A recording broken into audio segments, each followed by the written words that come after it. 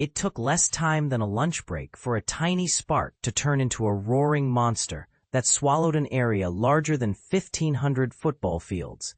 That's the chilling reality Southern California faced again on Thursday when the canyon fire exploded from a modest 50-acre brush fire to a raging 1,000-plus acre inferno in just a few short hours. But here's where it gets controversial. Many residents are asking why. After decades of increasingly severe fire seasons, we still seem caught off guard every single time. Is it climate change, poor forest management, urban sprawl into wildland areas, or all three? And this is the part most people miss. The speed at which these fires grow is now so extreme that traditional evacuation timelines are becoming obsolete. The blaze ignited east of Lake Piru in Ventura County shortly after midday.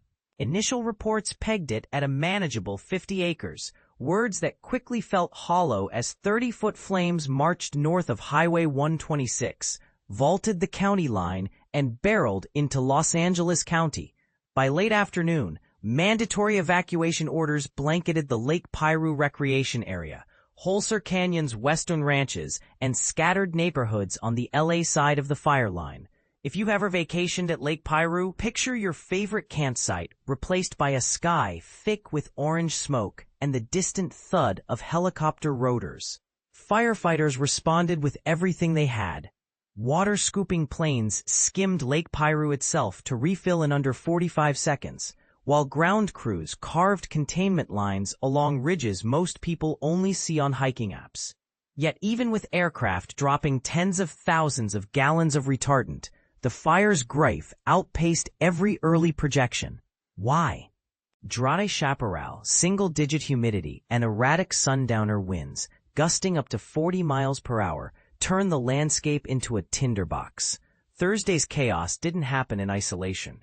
The canyon fire was just one of at least 4 active wildfires, torching Southern California that same day. Investigators haven't announced an official cause, leaving room for speculation. And yes, heated debate. Some locals on social media are already pointing fingers at homeless encampments. Others blame utility equipment or even an untended campfire. Remember January's catastrophic LA fires? Those destroyed over 18,000 structures, killed at least 30 people, and forced nearly 200,000 evacuations. The trauma is still fresh, and every new spark feels like a match dropped in a room still smelling of smoke. Here's a number that might shock you. California has already logged more than 4,400 wildfires this year, up from 3,800 at this point last year. Over 221,000 acres have burned, nearly triple the acreage by July 2023. If this trend continues, we're on track to surpass the worst fire seasons in state history. So, what can we actually do?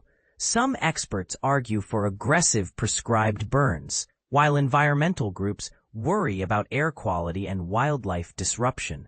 Others push for stricter building codes in fire-prone zones, but developers counter that such rules make housing even less affordable. And then there's the uncomfortable question: should entire communities be relocated out of high-risk areas altogether? Now, over to you. Do you think Californians are doing enough to adapt, or are we simply rebuilding in harm's way and hoping for different results? Is it fair to ask taxpayers statewide to subsidize firefighting costs for neighborhoods tucked deep into wildland interfaces? Drop your take below. Agree, disagree, or bring a perspective we haven't heard yet. Let's keep the conversation as fiery as the topic itself.